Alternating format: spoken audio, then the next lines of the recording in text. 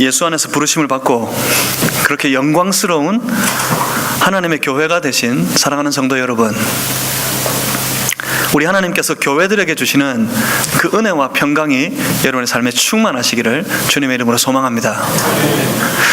우리는 하나님의 거룩한 임재 안에 세워져 살아가는 사람들입니다.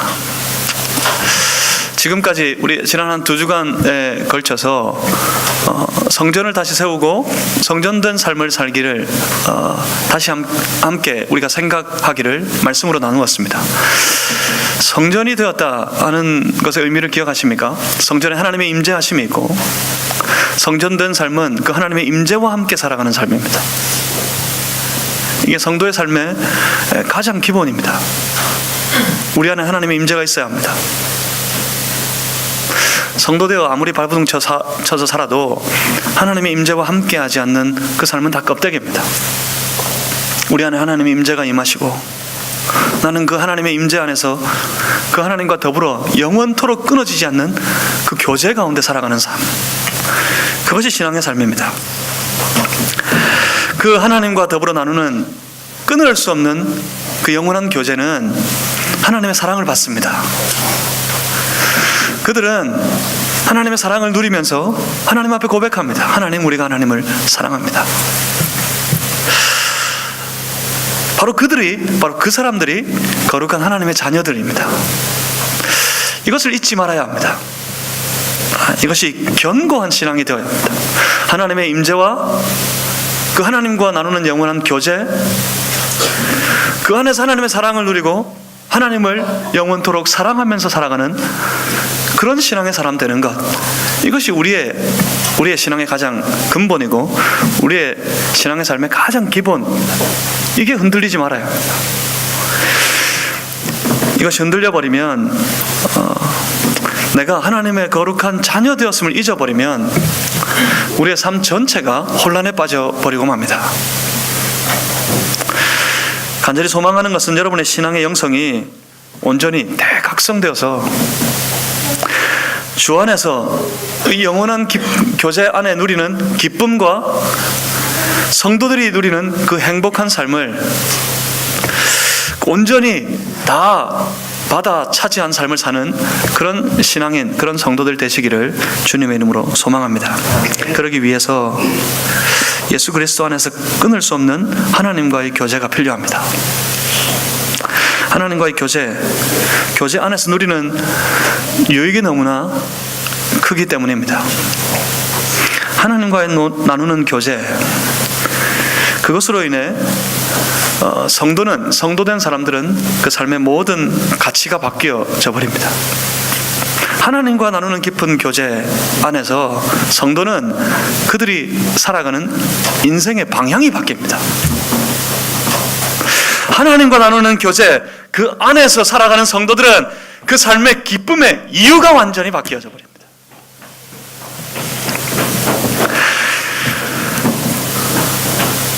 그 삶의 가장 가치는 물질이고 건강이고 세상 권세였던 사람, 그들이 하나님이 가장 가치로운 그런 인생으로 변합니다.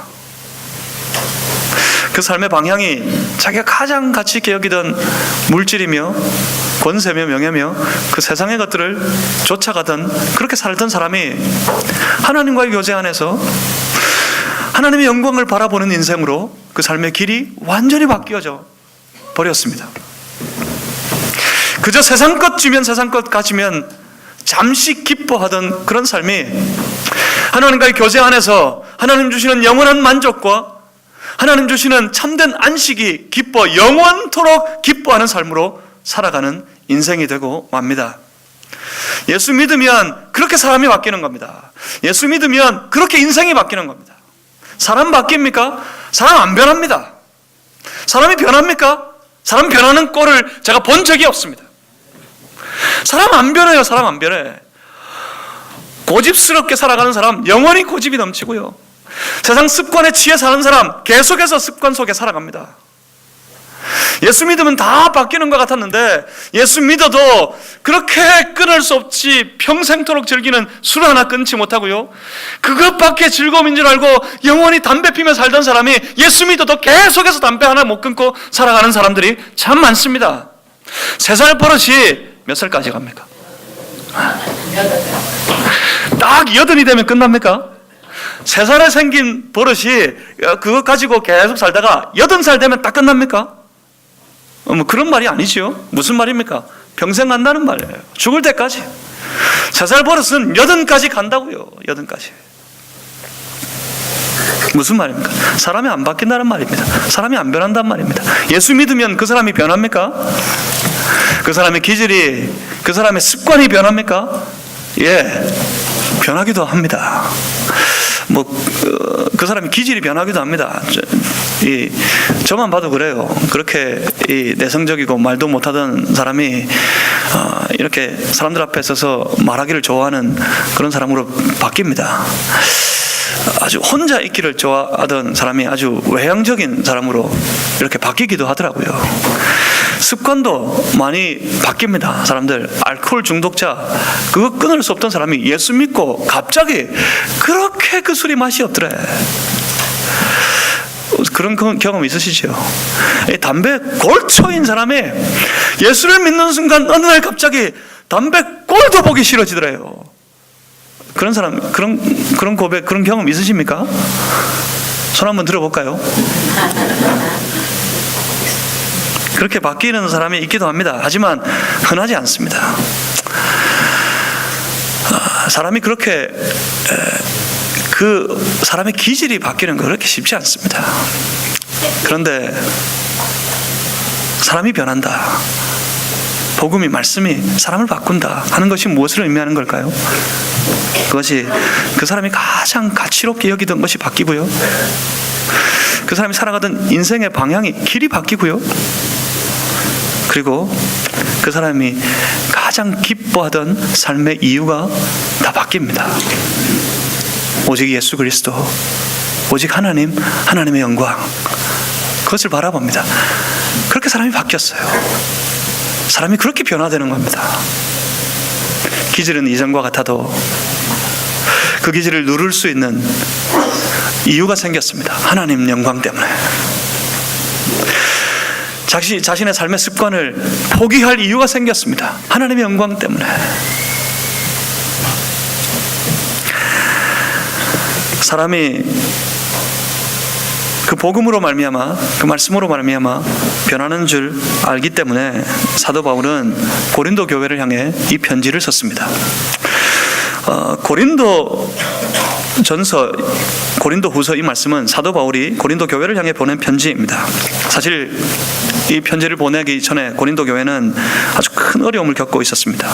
서로 나누어져서 서로 다투고 분쟁하는 가운데 있었고, 죄악이 들어와 사람이 나누어지고 그 나누어짐 속에 서로 다투며 살다 보면 반드시 이런 방향으로 갑니다.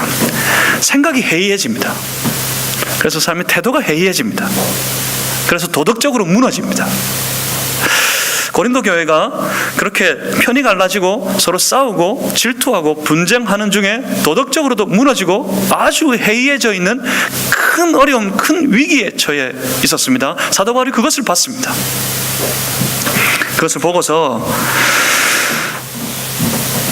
바울은 그 고린도 교회가 겪고 있는 위기와 어려움을 해결하기 원해서 그들에게 이 편지를 보내어서 권면하려고 합니다. 이제 그 편지를 한번 시작해 보려고 합니다. 이 편지를 시작하면서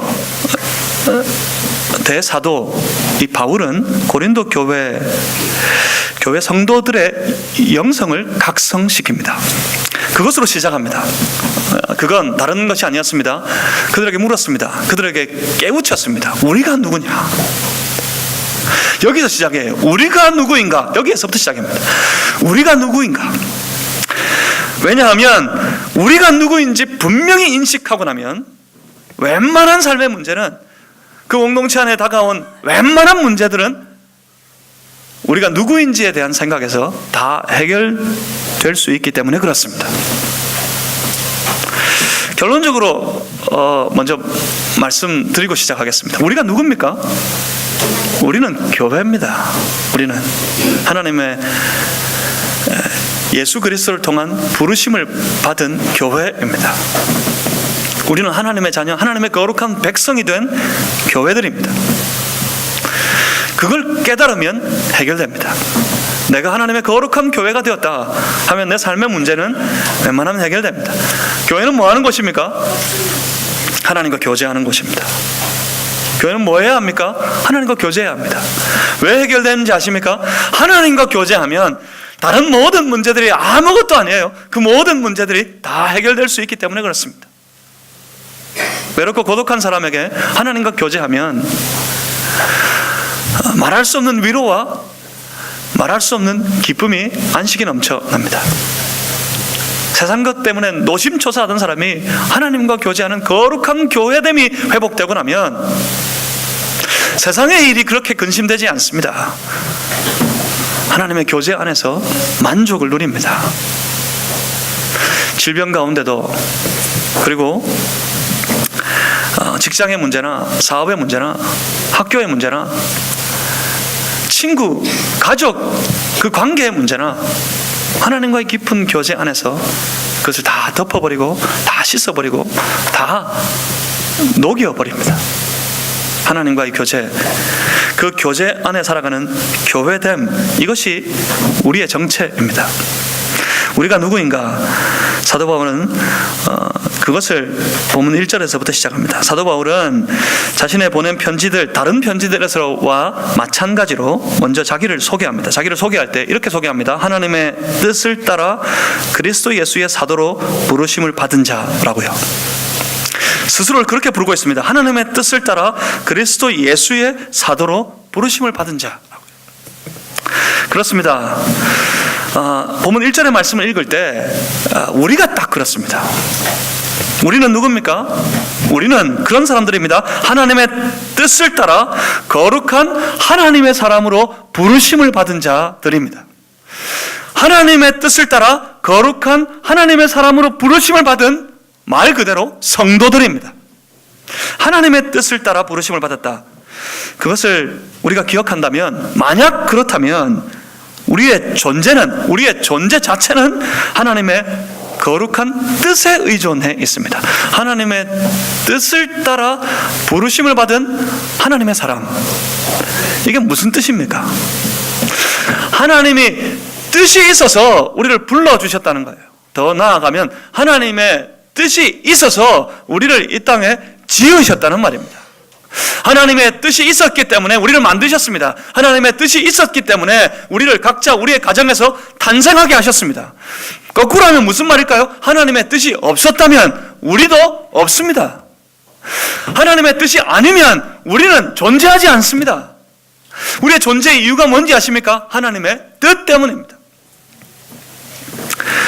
그렇기 때문에 우리의 삶은 하나님의 뜻을 이루기 위해 최선을 다해 살아가는 삶이 되어야 합니다. 하나님의 뜻을 이루기 위한 삶, 그때 우리의 인생은 제대로 길을 찾는 겁니다. 하나님의 뜻을 구하고 내가 그 뜻을 이루기 위해 최선을 다해 살겠습니다. 그때 우리는 우리의 삶의 길을 제대로 잘 찾은 겁니다. 만약 여전히 자기 자신의 뜻과 자기 자신의 소망만을 위해 살아가는 인생이 된다면 그때부터 인생은 방향을 잃습니다. 길을 잘못 들었습니다. 길을 한번 잘못 들어서 보십시오. 내가 바라는 곳, 내가 목적하는 곳이 있는데 한번 잘못 들어서고 나면 가도 끝이 없어요. 가도 잡을 수가 없어요. 인생의 방향을 저 돈에 한번 잡아보십시오. 가도 그것 쥐어도 이상하게 허무합니다. 만족스럽지 않습니다. 인생의 방향을 잘못 들어서고 잘못 잡고 나면, 내 인생의 목표를 잘못 설정하고 나면 그거 아무리 쥐어봐도 뜬구름 잡는 것 같아요. 무지개 쫓아가는 것 같아요. 잡을 수가 없어요. 그래서 길을 한번 잘못 들어서고 나면 그 인생은 끝없는 방황과 허무에 빠져버리고 맙니다. 그렇기 때문에 인생의 가치를 회복하려면 다시 제대로 길을 찾아 돌아서야 합니다. 그런데 문제는 우리의 대부분, 비록 예수를 믿고 성도가 되어도 우리의 대부분은 여전히 각자 자기 자신의 뜻과 자기의 생각과 자기의 의지만을 위해 살아가고 있다는 사실이 문제입니다. 그렇게 살아간다는 사실이 문제입니다. 하나님의 뜻에는 전혀 관심을 두지 않은 채 말입니다. 살다가 종종 그러기도 하지요. 하나님의 뜻을 알고 싶습니다 라고 의미 없이 구하며 살아가기도 합니다. 하지만 하나님의 뜻을 구하여 알게 되더라도 하나님의 뜻대로 살고 싶지는 않습니다. 대부분 사람들에게 있어서 나는 하나님의 뜻대로 살겠습니다 하며 구하는 기도는 거짓말입니다. 솔직한 마음의 외침은 그거 아닙니까? 그러나 그럼에도 불구하고 전부 내 뜻대로 되게 해주십시오. 그것이 우리의 솔직한 태도입니다. 하지만 그럼에도 몇 사람이 있습니다. 항상 그 어디에나 몇 사람이 있습니다. 어떤 경우에나 어떤 시대에나 항상 남은 자는 있기 마련입니다. 그 중에 몇 사람들 겸손히 주님의 뜻을 구하고 최선을 다해 주님의 뜻대로, 너무 어려워도 주님의 뜻대로, 환난과 고통 중에도 주님의 뜻대로, 비록 손해를 보더라도 주님의 뜻대로 나는 살아가겠습니다. 그렇게 고백하고 결심하고 살아가는 그 몇 사람들이 여전히 있습니다.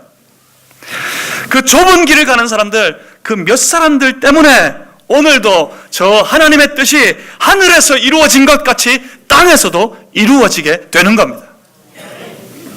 만약 그렇다면, 그런 몇 사람들이 여전히 이 땅에 있다면, 이 종은, 하나님 앞에서 주의 말씀을 전하는 이 종은 우리 교회가, 교회된 우리 성도들 여러분이 그런 사람들이 되었으면 좋겠습니다.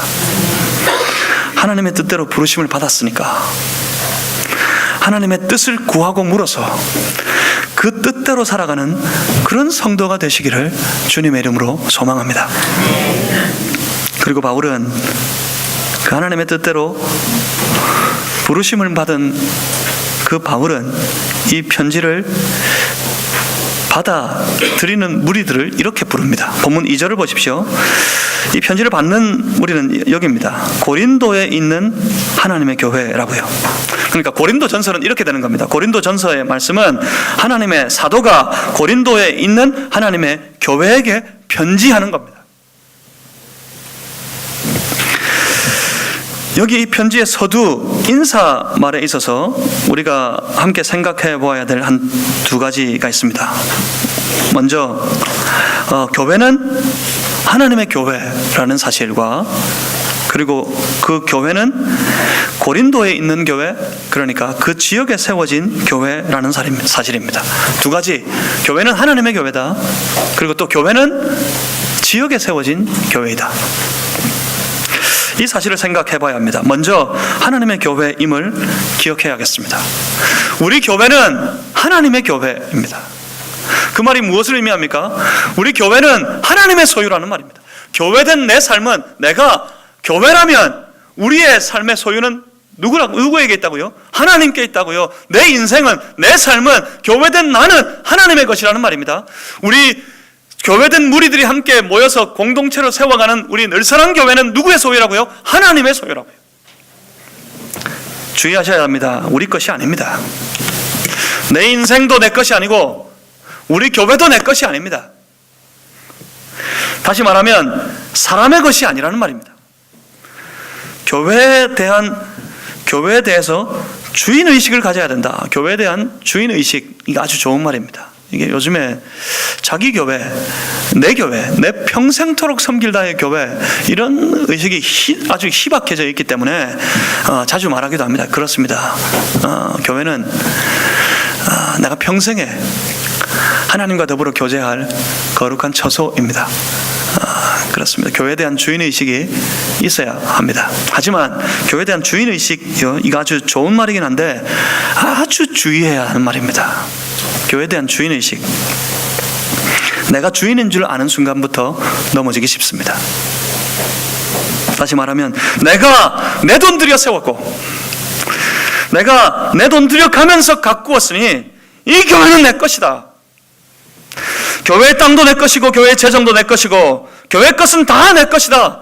그러니 다 내가 내 마음대로 할 수 있다고 생각하면 그때부터 넘어집니다. 그렇지 않습니다. 철저하게 우리는 하나님으로부터 맡기운 자, 다시 말하면 정직이 맡은 자일 뿐 교회는 전적으로 하나님의 것입니다.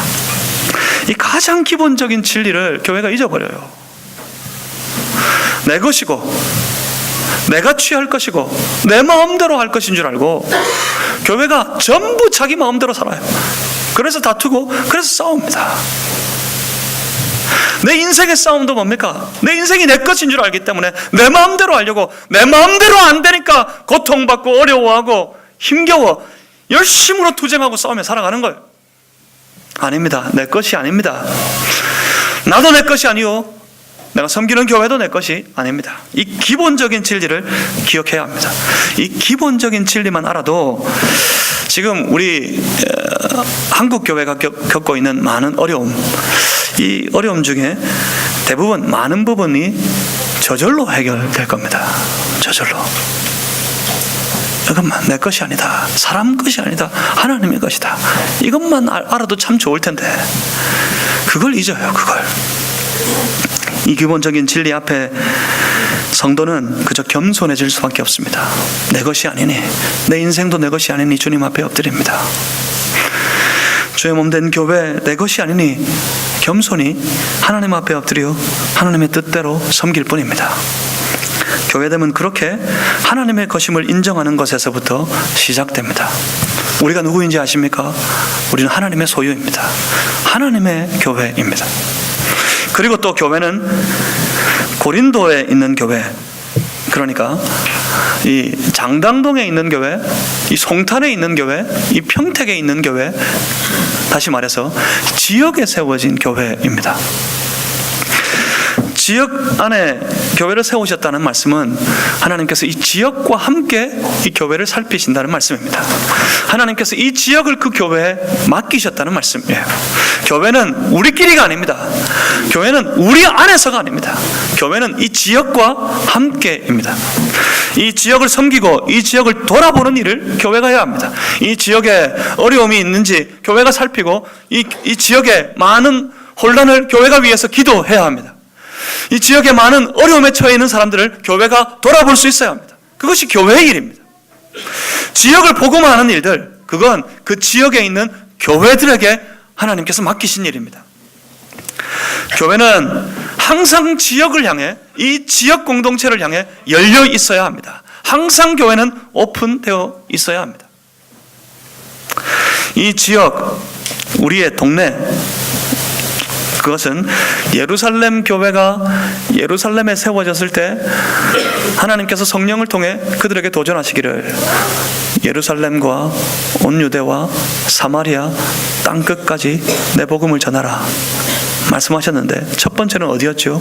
예루살렘, 그들의 동네였습니다. 그러니까 우리가 사는 이 지역, 이 송탄 땅은, 이 평택 땅은 우리의 예루살렘입니다. 우리에게 맡기신 예루살렘입니다. 여기에서부터 땅끝을 바라보게 됩니다. 그러니 이 예루살렘을 우리가 복음화시켜야 합니다. 이 지역의 복음화, 지역의 복음화에 대한 거룩한 꿈을 우리 교회가 품고 하나님 앞에서 충성하는 그런 교회가 되기를 주님의 이름으로 소망합니다. 그리고 사도 바울이 말하는 교회, 2절에 이어서 두 가지가 더 있습니다.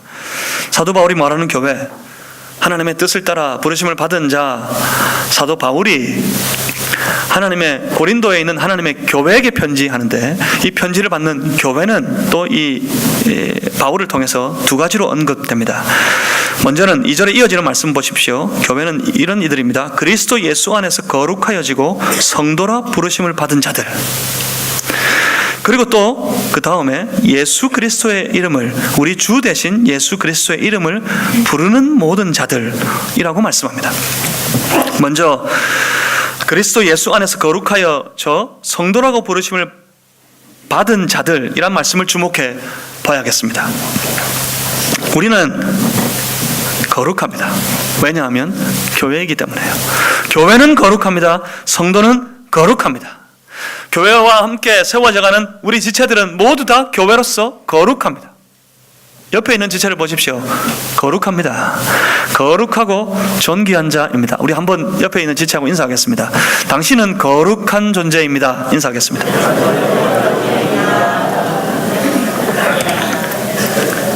그런데 왜 거룩합니까? 왜 거룩합니까? 우리가 그 이유는 교회라는 이름 때문이 아닙니다. 그렇다고 우리가 스스로를 거룩한 무리, 성도라고 부르고 있기 때문이 아닙니다. 교회의 이름을 가지고서 성도라고 불리는 사람들이 여전히 자기 자신의 욕망, 자기 자신의 욕심만을 위해 살고 패거리를 나누어서 서로의 유익을 위해 열심히 다투고 싸우고 분쟁하고, 그리고 또 어떻게든지 다른 사람은 죽이고 자신만은 살아남으려는 일에만 골몰하게 된다면 그 교회는 전혀 거룩하지 않습니다. 그런 성도는 전혀 거룩하지가 않습니다. 아무리 교회라고 불러도 거룩하지 않습니다. 아무리 성도라고 외치고 주장해도 전혀 거룩하지 않습니다. 교회의 거룩한 구별됨, 그 이유는 교회 자체나 혹은 성도 자기 자신에게 있지 않습니다. 교회의 거룩은 사도 바울의 선포한 말씀 가운데 있습니다. 사도 바울이 선포하기를 그리스도 예수 안에서 거룩하여지고 라고 말씀합니다. 예수 안에서 거룩하여지는 것입니다. 그러니까 교회의 거룩은 우리 안에 예수님이 있기 때문이에요. 만약 우리 안에 예수님이 있다면 우리는 거룩합니다. 우리 안에 예수님이 있어야지 우리는 거룩해지는 겁니다. 무엇 때문에 거룩합니까? 내가 거룩한 것이 아니라 내 안에 있는 예수님이 거룩하시다는 말입니다. 그러니까 거룩한 성도 여러분, 예수님을 가지시기 바랍니다. 예수님을 품으시기 바랍니다. 여러분의 생각 속에, 성도의 생각 속에 예수님이 있어야 하고, 성도의 삶의 모든 목적과 목표 가운데 예수님이 있어야 합니다. 성도의 삶의 모든 생활 속에 예수님이 있어야 합니다. 예수 그리스도를 통해서 생각하고 말하고 행동하는 사람들, 그들이 바로 거룩한 성도들입니다. 이 말을 사도 바울은 2절 다음에서 이렇게 표현합니다. 예수 그리스도의 이름을 부르는 모든 자들이라고요. 그들이 교회라고요. 교회는 누굽니까? 그리스도 예수 안에서 거룩하여진 성도, 그들이 교회이고, 또 교회는 그 성도가 예수 그리스도의 이름을 부를 때 그 모든 자들이 교회라는 말입니다. 속에 예수님을 품고 예수님을 통해서 생각하고 예수님을 통해 행동하는 그 모든 사람들, 그들을 통해 선포되는 겁니다. 그 사람들은 속에 예수님이 있으니까, 예수님 때문에 거룩해진 사람들은 속에 예수님만 있으니까 툭 쳐도 뭐가 나올 것 같아요? 예수 나옵니다. 오로지 죽으나 사나 돈 생각밖에 없으면 콕 찌르면 돈밖에 안 해요. 오직 그거밖에 없어요. 옆구리 쿡 찌르면 네가 먼저 살자고 옆구리 찔렀지. 옆구리 쿡 찌르면 자기 생각 속에, 자기 마음 속에 있는 거 그거밖에 안 나와요. 내 안에 예수님에 있어서 거룩해진 성도들은 아무리 찔러도 뭐밖에 안 나옵니까? 예수는 나의 그리스도이십니다. 그것만 고백합니다. 그것만 나타납니다. 예수는 나의 그리스도이시다. 그들을 통해 표현되어지고 선포되어집니다. 그들이 바로 교회입니다. 그러니까 우리는 예수를 그리스도로 고백하는, 예수 그리스도만을 고백하는 거룩한 하나님의 교회들 다 되시기를 주님의 이름으로 축복합니다. 이제 그러면 뭐 할까요? 자, 우리는 교회입니다. 우리는 누굽니까? 교회입니다. 교회. 하나님으로부터 부르심을 받아 세상 가운데 구별된 교회입니다. 우리는 하나님의 소유가 된 교회입니다. 예수 그리스도 안에서 거룩해진 성도라 불려지는 교회입니다. 우리는 누굽니까? 예수 그리스도를 고백하고 그 이름을 부르는 교회들입니다. 우리가 그렇게 교회되었습니다. 이제 그 다음부터 교회 됐어요. 그럼 뭐 하면 좋을까요? 교회는 뭐 하는 것일까요? 교회는 무슨 일을 해야 합니까? 교회는 뭡니까? 사도 바울은 그런 교회된 이들은 주님과 더불어 교제한다고 말씀합니다. 교회가 할 일이 뭘까요? 바울의 표현대로라면 우리를 부르신 주님과 더불어 영원히 교제하는 일을 합니다. 해야 합니다. 이제 우리가 함께 한 말씀을 읽을 텐데, 이 말씀은 앞으로 이 사도가 전개해 나갈 고린도 교회 성도들을 향해 권면할 모든 말씀들에 대한 위대한 전제가 됩니다. 이 말씀을 깔고 시작하는 거예요. 도대체 우리가 누군데? 바울은 그렇게 외치는 겁니다. 도대체 우리가 누군데? 우리가 누군 줄 알고 이토록 나누어져서 싸우고 분쟁하며 서로 원망하고 질투하고 도덕적으로는 다 무너져 해이해져서 이렇게 위기에 처한 교회가 되어버리고 말하느냐? 그렇게 성도들에게 호소하고 있는 것입니다. 그 시작에 가장 큰 전제가 이겁니다. 본문 9절입니다. 9절 말씀을 우리 다 같이 한번 읽어보겠습니다. 9절 말씀 찾아서 읽겠습니다. 시작.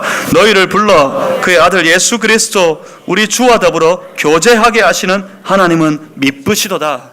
아멘. 하나님의 미쁘심, 그러니까 신실하심, 충실하심이라는 뜻이에요. 하나님은 신실하십니다. 하나님은 미쁘신 분이십니다. 하나님의 미쁘심, 하나님의 그 신실하심이 뭘 하셨는지 아십니까? 하나님의 그 신실하심으로, 그 하나님의 성실하심으로 우리 안에 뭘 하셨는지 아세요? 세상 속에 있는 우리를 불러내셨습니다. 하나님의 신실하심은 우리를 부르셨습니다. 우리를 세상에서 하나님의 백성으로, 하나님의 나라로 불러내셨습니다. 불러내시고는 뭐 하게 하셨다고요?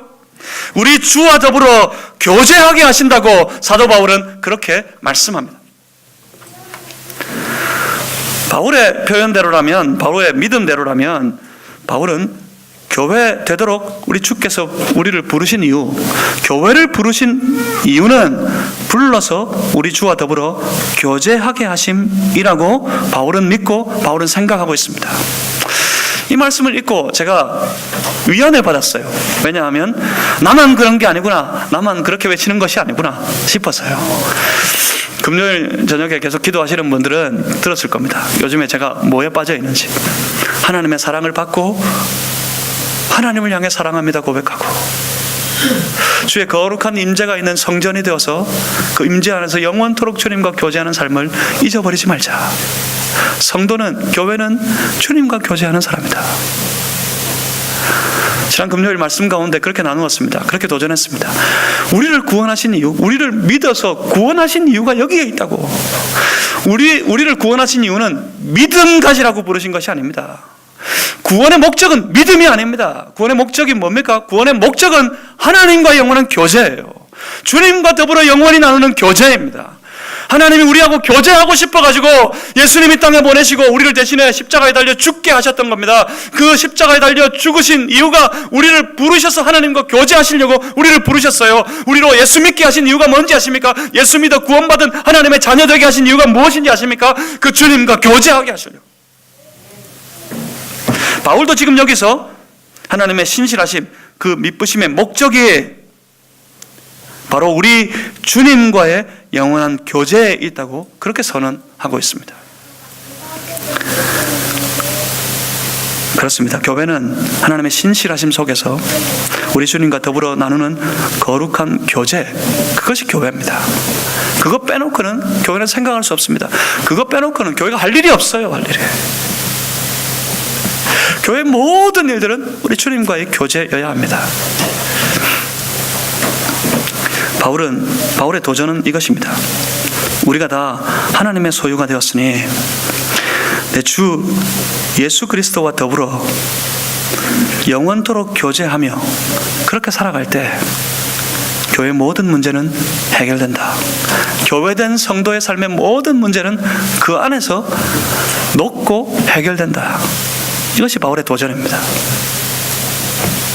주님과의 교제가 우리를 붙잡을 때, 우리가 예수님하고 교제하는 일에 빠져 있을 때 다른 문제는 아무것도 아니에요. 내 삶에 찾아온 모든 인생의 문제는 아무것도 아닙니다. 외롭지 않습니다. 고독하지 않습니다. 고통스럽지 않습니다. 어렵지 않습니다. 힘들지 않습니다. 괴롭지 않습니다. 주님과의 교제에 빠지면 교회 안에, 교회 공동체 안에 모든 다름은 다 희석이 되고요, 모든 다툼은 사라지고 맙니다. 모든 문제가 해결되곤 맙니다. 주님과의 교제가 그들을 은혜와 평강으로 붙잡기 때문에 그렇습니다. 우리는 그런 교회입니다. 이 지역에 세워져서 하나님의 소유가 되었고 예수 안에 있어서 거룩해지고 예수 그리스도만을 그 입으로 그 삶으로 고백하는, 그래서 영원토록 주님과 더불어 교제하는 그런 교회가 되었습니다. 사도 바울은 그런 교회에 영광이 있기를 선포합니다. 본문 3절입니다. 3절의 말씀을 우리 같이 한번 또 찾아 읽겠습니다. 3절 함께 읽습니다. 하나님 우리 아버지와 주 예수 그리스도로부터 은혜와 평강이 있기를 원하노라. 아멘. 누구에게 은혜와 평강이 있다고요? 교회들에게. 그렇습니다. 하나님 우리 아버지와 예수 그리스도 안에서 그 평강과 그의 은혜는 반드시 교회를 통해 흘러넘치게 되어 있습니다. 교회를 통해 흘러가게 되어 있습니다. 세상과 구별된 거룩한 교회, 그 교회를 통해 하나님께서는 은혜와 평강을 부어주십니다. 그 교회들을 통해 은혜와 평강이 흐르도록 하십니다. 세상을 향해 은혜와 평강을 주시는 것이 아닙니다. 하나님께서 저 세상 사람들이 은혜를 누리고 저 세상 사람들이 평강 가운데 살도록 하시기 위해서 독생자 예수 그리스도를 보내신 것이 아닙니다. 교회가 교회 안에 은혜와 평강을 부으셔서 그 교회가 은혜와 평강 가운데 살아가도록 하시기 위해서 우리를 교회되게 불러주셨습니다. 우리가 교회 되었을 때 우리에게 은혜와 평강이 넘치도록 부어주십니다. 그 안에 살아가는 성도가 되시기를 바랍니다. 우리는 누굽니까? 교회입니다. 만약 우리가 교회라면 뭐 하면 좋을까요? 무슨 일 하시겠습니까? 교제해야겠습니다. 우리끼리 잘 먹고 잘 사는 우리끼리의 교제 말고요, 우리 주님과 우리를 불러내신 거룩하신 우리 주 예수 그리스도, 우리 아버지 하나님, 그와 더불어 교제하는 삶을 살아야 합니다. 힘들고 어려울 때 주님과 교제하십시오. 외롭고 고독할 때 우리 주 예수 그리스도와 더불어 교제하십시오. 삶의 고통에 밀려올 때 주님과 교제하십시오. 그때 고백합니다. 주님과의 깊은 교제 안에서 성도는 고백합니다. 주님 내 안에 계십니다. 주님 내 안에 계시니 나는 주님만 사랑하겠습니다. 나는 주님만, 주님의 뜻을 위해서만 살겠습니다. 그렇게 고백하게 됩니다. 하나님은 그들에게, 그렇게 고백하는 교회들에게 은혜와 평강이 넘치도록 부어주십니다. 이 한 주간도 주의 거룩한 교회 되어서 주님의 거룩한 교제 안에서 부어주시는 은혜와 평강을 다 받아 누리는 성도들 되시기를 주님의 이름으로 축복합니다. 기도하겠습니다.